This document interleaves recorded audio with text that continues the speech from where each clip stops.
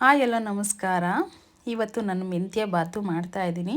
ತುಂಬಾ ಚೆನ್ನಾಗಿರುತ್ತೆ ಅಂತಲೇ ಹೇಳ್ಬೋದು. ಗ್ರೀನ್ ಕಲರ್ ಬಂದುಬಿಡುತ್ತೆ ಅಂತಲೂ ಹೇಳ್ಬೋದು. ಇದ್ರ ಜೊತೆ ಈರುಳ್ಳಿ ಸೌತೆಕಾಯಿ ನೆನೆಸ್ಕೊಂಡು ತಿಂತಾಯಿದ್ರೆ ಸ್ವಲ್ಪ ತಿನ್ನೋರು ಕೂಡ ಜಾಸ್ತಿ ತಿನ್ಬೋದು. ಆ ರೀತಿ ಮಾಡ್ಬೋದು, ತುಂಬಾ ಚೆನ್ನಾಗಿರುತ್ತೆ. ನನ್ನ ಚಾನಲ್ನ ಇನ್ನೂ ಯಾರು ಸಬ್ಸ್ಕ್ರೈಬ್ ಮಾಡ್ಕೊಂಡಲೇ ವಿಡಿಯೋ ನೋಡ್ತಾ ಇದ್ದೀರಾ ಅವರು ಸಬ್ಸ್ಕ್ರೈಬ್ ಮಾಡ್ಕೊಂಡು ವಿಡಿಯೋ ನೋಡಿ. ವಿಡಿಯೋ ಇಷ್ಟ ಆದರೆ ಒಂದು ಲೈಕ್ ಮಾಡಿ, ಶೇರ್ ಮಾಡಿ, ಕಮೆಂಟ್ ಮಾಡಿ. ಪ್ರತಿಯೊಬ್ಬರೂ ಈ ರೀತಿ ಟ್ರೈ ಮಾಡಿ ನೋಡಿ. ಈ ರೈಸ್ ಅಂತೂ ತುಂಬಾ ಚೆನ್ನಾಗಿರುತ್ತೆ ಅಂತಲೇ ಹೇಳ್ಬೋದು. ಮಾಡುವ ವಿಧಾನ ಬನ್ನಿ ನೋಡೋಣ. ಒಂದು ಕುಕ್ಕರ್ ತೊಗೊಂಡಿದ್ದೀನಿ. ಕುಕ್ಕರ್ಗೆ 3-4 ಸ್ಪೂನ್ ಆಯಿಲ್ ಹಾಕ್ಕೊಳ್ತಾ ಇದ್ದೀನಿ. ಇದು ಮುಕ್ಕಾಲು ಗ್ಲಾಸಲ್ಲಿ ನಾನು ಮಾಡ್ತಿರುವಂಥ ಒಂದು ಕ್ವಾಂಟಿಟಿ ನಿಮಗೆ ತೋರಿಸ್ತಾ ಇದ್ದೀನಿ. ಒನ್ ಟೈಮ್ಗೆ ಇಬ್ಬರು ತಿನ್ಬೋದು ಅಷ್ಟೇನೆ. ಇದಕ್ಕೆ ನಾನು ಎಲ್ಲ ಸ್ಪೈಸಸ್ನೂ ಹಾಕ್ಕೊಳ್ತಾ ಇದ್ದೀನಿ. ಒಂದು ದೊಡ್ಡದು ಈರುಳ್ಳಿ ಕಟ್ ಮಾಡಿಬಿಟ್ಟು ಅದನ್ನು ಕೂಡ ಹಾಕ್ಕೊಳ್ತಾ ಇದ್ದೀನಿ ಎಣ್ಣೆಗೆ.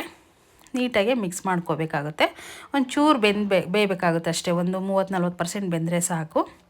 ಬೆಂದಾದಮೇಲೆ ಇದಕ್ಕೆ ನಾನು ಬಟಾಣಿ ಸೇರಿಸ್ಕೊಳ್ತಾ ಇದ್ದೀನಿ. ಹಸೆ ಬಟಾಣಿ ಇದ್ದರೆ ಅದನ್ನೂ ಹಾಕ್ಕೋಬೋದು, ಇಲ್ಲಾಂದರೆ ನೆನೆಸಿಟ್ಟು ಕೂಡ ಹಾಕ್ಕೋಬೋದು. ತುಂಬಾ ಚೆನ್ನಾಗಿರುತ್ತೆ ಅಂತಲೇ ಹೇಳ್ಬೋದು. ಟೇಸ್ಟಿಯಾಗಿರುತ್ತೆ ಈ ರೀತಿ ಮಾಡಿದ್ರೆ. ಇದಕ್ಕೆ ನಾನು ಒಂದು ಸಣ್ಣ ಟೊಮೊಟೊ ಹಾಕ್ಕೊಳ್ತಾ ಇದ್ದೀನಿ. ಒಂದೇ ಟೊಮೊಟೊ ಸೇರಿಸ್ತಿರುವಂಥದ್ದು. ಮೆಂತ್ಯ ಅಂತಂದರೆ ಮೆಂತ್ಯ ಸೊಪ್ಪು ಕಹಿ ಬರೋದ್ರಿಂದ ನಾನು ಟೊಮೊಟೊ ಜಾಸ್ತಿ ಯೂಸ್ ಮಾಡ್ತಿಲ್ಲ, ಹಾಗಾಗಿ ಒಂದು ಟೊಮೊಟೊ ಸೇರಿಸಿದ್ದೀನಿ ಅಷ್ಟೇ. ಇದಕ್ಕೆ ನಾನು ಒಂದು ಕಟ್ಟಲ್ಲಿ ಅರ್ಧ ಕಟ್ಟು ಮೆಂತ್ಯ ಸೊಪ್ಪನ್ನ ತೊಗೊಂಡಿದ್ದೀನಿ. ಅದನ್ನು ಸಣ್ಣದಾಗಿ ಕಟ್ ಮಾಡಿಬಿಟ್ಟು ಅದನ್ನು ಕೂಡ ನೀಟಾಗಿ ಮಿಕ್ಸ್ ಮಾಡ್ಕೊಳ್ತಾ ಇದ್ದೀನಿ. ಈ ಟೈಮಲ್ಲಿ ಒಂದು ಸಣ್ಣ ಸ್ಪೂನಲ್ಲಿ 1 ಸ್ಪೂನು ಅರಿಶಿನ ಹಾಕ್ಕೊಳ್ತಾ ಇದ್ದೀನಿ. ಅದನ್ನು ಕೂಡ ನೀಟಾಗಿ ಮಿಕ್ಸ್ ಮಾಡಬೇಕಾಗುತ್ತೆ. ನೋಡಿ, ನೀಟಾಗಿ ಮಿಕ್ಸ್ ಮಾಡಬೇಕು. ತುಂಬಾ ಚೆನ್ನಾಗಿರುತ್ತೆ.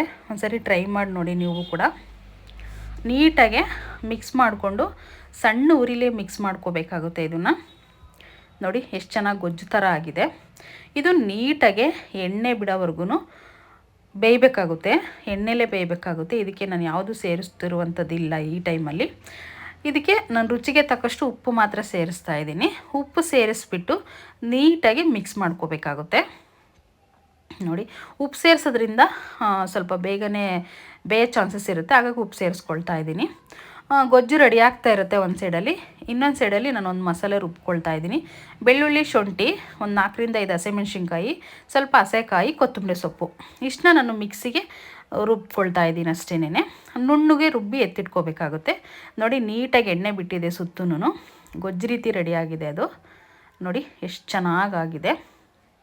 ಸಣ್ಣ ಉರಿಯಲ್ಲಿ ಇಟ್ಕೊಂಡು ಮಾಡೋದ್ರಿಂದ ತುಂಬಾ ಚೆನ್ನಾಗಿರುತ್ತೆ ಅಂತಲೇ ಹೇಳ್ಬೋದು. ಇದಕ್ಕೆ ನಾನು ರುಬ್ಬಿ ಎತ್ತಿಟ್ಕೊಂಡಿರುವ ಮಸಾಲೆನ ಈ ಟೈಮಲ್ಲಿ ನಾನು ಹಾಕ್ಕೊಳ್ತಿರುವಂಥದ್ದು. ನೋಡಿ ಎಷ್ಟು ಚೆನ್ನಾಗಾಗಿದೆ. ಅಂದರೆ ಮಸಾಲೆನೇ ನುಣ್ಣಗೆ ರುಬ್ಕೋಬೇಕಾಗುತ್ತೆ. ಹಸೆಕಾಯಿ ಹಾಕಿರೋದ್ರಿಂದ ಸ್ವಲ್ಪ ನುಣ್ಣು ರುಬ್ಕೊಂಡ್ರೆ ಚೆನ್ನಾಗಿರುತ್ತೆ. ತರಿ ರುಬ್ಕೊಂಡು ಮಾಡೋದು ಚೆನ್ನಾಗಿರುತ್ತೆ, ಬಟ್ ಇದು ತುಂಬ ಚೆನ್ನಾಗಿ ಹೊಂದ್ಕೊಳ್ಳುತ್ತೆ ರೈಸ್ಗೆ, ಹಾಗಾಗಿ ನುಣ್ಣಗೆ ರುಬ್ಕೋಬೇಕಾಗುತ್ತೆ. ನೋಡಿ, ಗೊಜ್ಜು ಥರ ಆಗಿದೆ. ಅಷ್ಟು ನುಣ್ಣು ರುಬ್ಕೊಂಡ್ರೇ ಚೆನ್ನಾಗಿರುತ್ತೆ ಅಂತಲೇ ಹೇಳ್ಬೋದು. ಸುತ್ತು ಎಣ್ಣೆ ಬಿಡಬೇಕಾಗುತ್ತೆ.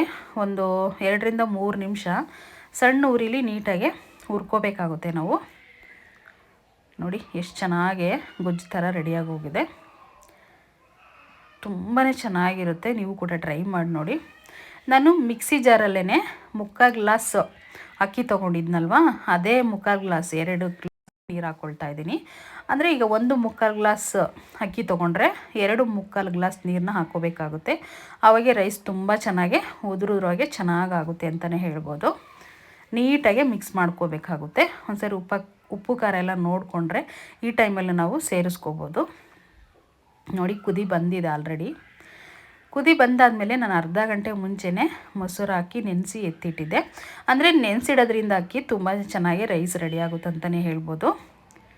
ಈ ಟೈಮಲ್ಲಿ ನೀಟಾಗಿ ಮಿಕ್ಸ್ ಮಾಡ್ಕೋಬೇಕಾಗುತ್ತೆ. ಎಷ್ಟು ಚೆನ್ನಾಗಿ ಗ್ರೀನ್ ಕಲರ್ ಆಗಿದೆ ನೋಡಿ ಮಸಾಲ.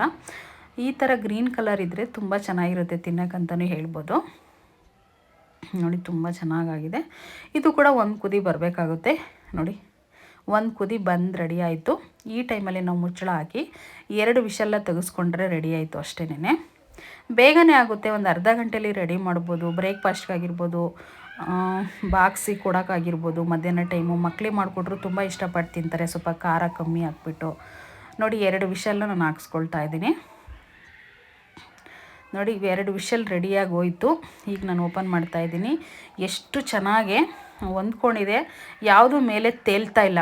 ಕುದಿ ಬಂದಾಗ ನಾವು ಮುಚ್ಚಳ ಹಾಕೋದ್ರಿಂದ ಯಾವುದೇ ಮಸಾಲ ಮೇಲೆ ತೇಲಲ್ಲ. ಅದೇ ರೀತಿ ತುಂಬ ಚೆನ್ನಾಗಿ ರೈಸ್ ರೆಡಿಯಾಗಿರುತ್ತೆ ಅಂತಲೇ ಹೇಳ್ಬೋದು. ಇದರಲ್ಲಿ 2 ಟಿಪ್ಸ್ ಯೂಸ್ ಮಾಡಿದ್ರೆ ಸಾಕು. ಒಂದು, ಅಕ್ಕಿ ನೆನೆಸಿಡಬೇಕು ಒಂದು ಅರ್ಧ ಗಂಟೆ ಮುಂಚೆ, ಮತ್ತು ಕುದಿ ಬಂದಾಗ ಮುಚ್ಚಳ ಹಾಕಬೇಕು.